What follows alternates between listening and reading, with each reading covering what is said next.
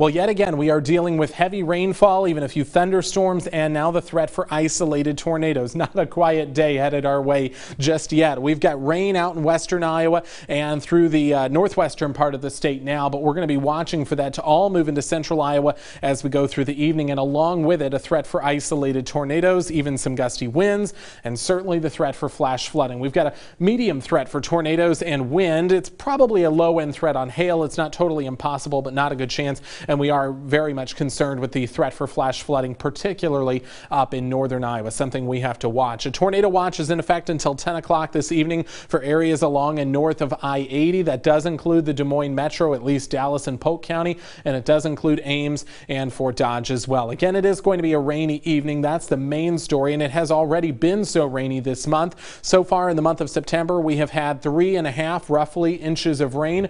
Our average typically for the whole month is 3 inches, so just in 4 days, we are already above that average, and obviously we are going to continue to add to that. Future Tracker shows those showers and storms rolling right through central Iowa. This is at 7:30 p.m.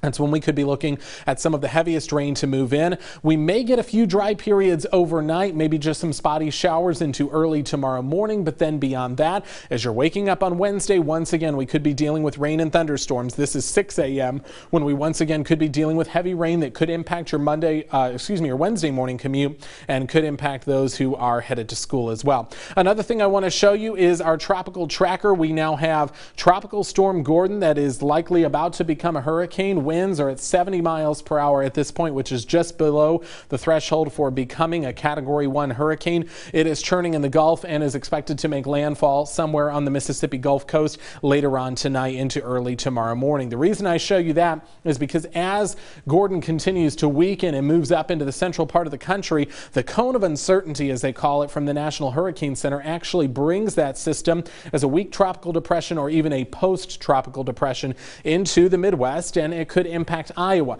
So really what that means for us is that it could just increase our rain chances again as we go towards the end of the week. There's no guarantee that that will for sure happen, but it is certainly something we will watch out for as we go towards Friday and Saturday. That would likely happen mainly Friday night into early Saturday morning. So overnight tonight, scattered shower storms, low of 69. Tomorrow, more storms possible, mainly in the morning and early afternoon. Then I think we start to clear out. The afternoon should just be in southern Iowa. Cooler, too, with a high only reaching up to 75 tomorrow. Thursday actually looks to be dry, and then it looks like we could be dealing with some rain chances again Friday into Saturday.